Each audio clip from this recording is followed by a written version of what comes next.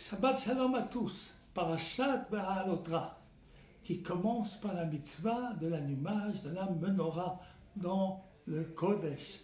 Vous savez que dans le Beth Hamikdash, dans le Saint des Saints, il y avait Aaron, l'armoire avec les tables de la loi, et les livres de la Torah. Et puis dans les Echal, il y a la menorah, donc le candélabre, et il y a la table avec les pains, et puis l'autel où on montait le Ketoret, on consumait le Ketoret.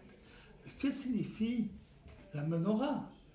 A priori, on peut penser c'est la Torah, parce qu'un verset nous dit Ne mitzvah ve Torah or. La mitzvah est une bougie et la Torah est lumière. C'est-à-dire que lorsque on fait mitzvah et Torah ensemble, on donne un sens à cette on dit mitzvot, elles illuminent. Maintenant, il y a également Torah dans le Kodesh HaKodashim, dans le Saint des Saints. Pourquoi on a-t-on besoin de deux ustensiles qui représentent la Torah? On va donner deux réponses à la question. La première, c'est de nous dire qu'il y a la Torah dans le Saint des Saints, la Torah inaccessible, la Torah de toutes les vérités absolues. Puis la Torah dans le Kodesh, c'est cette lumière, c'est déjà une Torah qui s'adresse à l'homme, qui prend ses racines dans la Torah du Kodesh HaKodashim, et puis avec des lois, des règles, pour pouvoir la vivre pleinement dans notre vie. Et puis la deuxième explication, c'est que la menorah, ça ne représente pas la Torah. Le shulchan, la table, ça veut le pain, ça représente toute la vie économique, la vie matérielle. Un homme doit manger, et pour manger, il faut une structure économique importante, il faut la sécurité. Tout ça, c'est shulchan, c'est l'économie.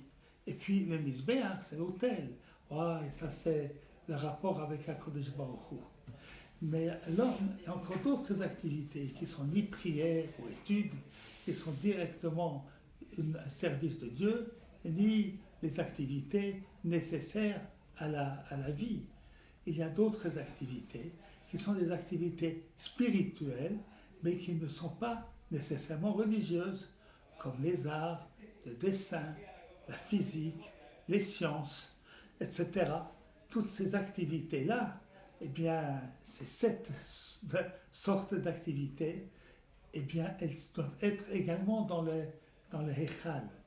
Elles seront toutes permises à la condition, El Moul Pnei HaMenorah, que leur face se trouve vers le Kodesh HaKodashim, qu'elles puissent ces valeurs dans la Torah.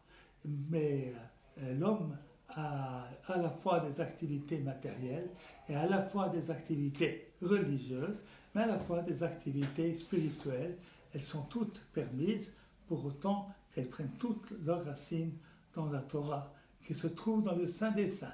Shabbat Shalom à tous.